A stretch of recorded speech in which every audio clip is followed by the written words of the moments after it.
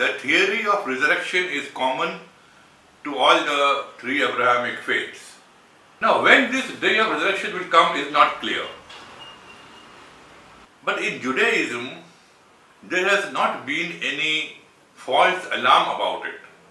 At least not that I could find through my research.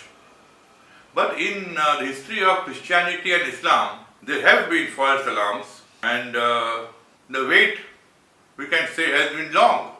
In the Bible, Jesus is quoted as having said, "Be prepared, the kingdom of God is near."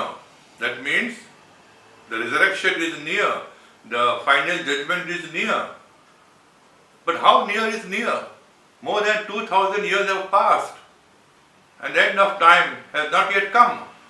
In Islam too, during the lifetime of Prophet Muhammad, there was a solar eclipse, and on seeing the eclipse, the solar eclipse, it was thought that the day of judgment has come, but it hadn't. But now we see more than 1400 years have passed since then, and the day of judgment hasn't come. In Hinduism too, it is predicted that there will be an end of time, or there will be an end to this phase of time, and it will be preceded by enormous upheavals, violence, etc. But unlike the Abrahamic faiths, which don't provide any timeline to the end of time, Hinduism does provide one. Hinduism, at its core, provides a calculation from which we can deduce how many years from now will the end of time come. Let's see what the Hindu time cycle says.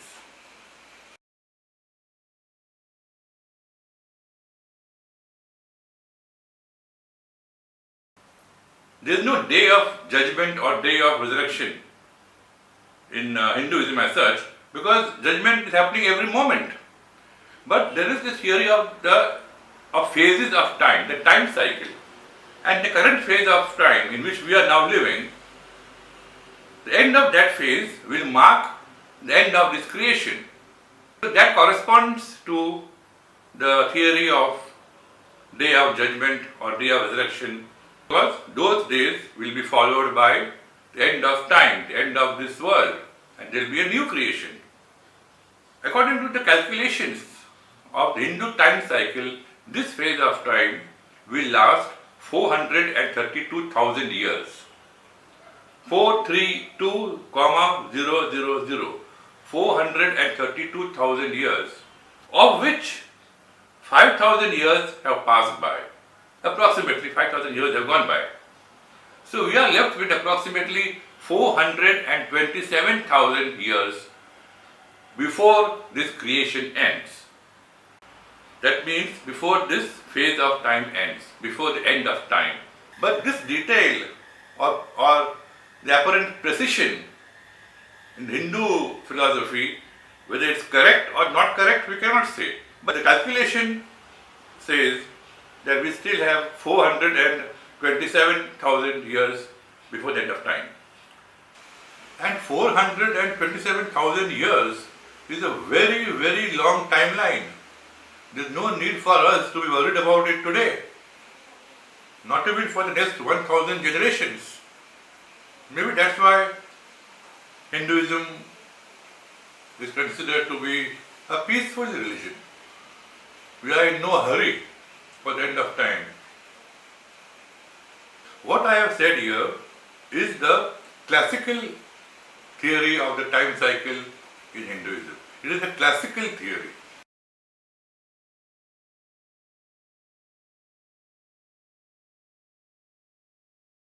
The concept of the end of time and the final judgment is good moral pressure on people to behave, to be good, because the punishment for the bad is going to be severe. So that's a good moral pressure. But unfortunately, when you look at the history of the world, we find that this anticipation of the end of time has caused enormous anguish in humanity. Far from sobering people, sobering us, it has brought out the most undesirable traits of the human being. For example, the Crusades. The Crusades were a series of wars initiated by the church against the Muslims for gaining control over Jerusalem, the holy land of Jerusalem. At that time, Jerusalem was in Muslim control. And even though there were political reasons behind the Crusades, there were also economic reasons which came to light more recently. The one belief that rallied the ordinary people into a fighting force was that the end of time is near. A rumor had spread in Europe at the time that the end of time is very, very near. So, as it is, we are going to die. It's better we die fighting for Jerusalem, fighting for God. So we get killed, we get buried, and at the end of time, on day of resurrection, we rise, and Jesus will judge us favorably. It was this belief that rallied the people, that brought the people together into a fighting force. And what happened in its wake? The worst of human right abuse happened. Apart from the killings of people, children were used in the war. Families were persuaded to give their children away for the Crusades so that they would die a glorious death and find a place in the kingdom of God.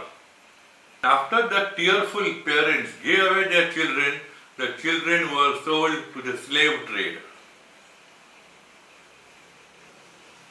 Unscrupulous elements organized groups of people, convincing them that they are going to be taken to fight the Crusades. But on the way, they were sold to the slave trade again.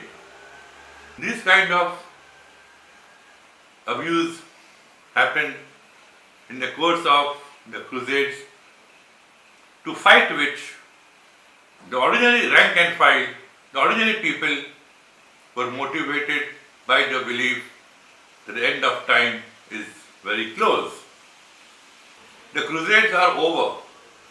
Jerusalem is not under Muslim control anymore. It is now under the control of the Jews. History has rumbled on.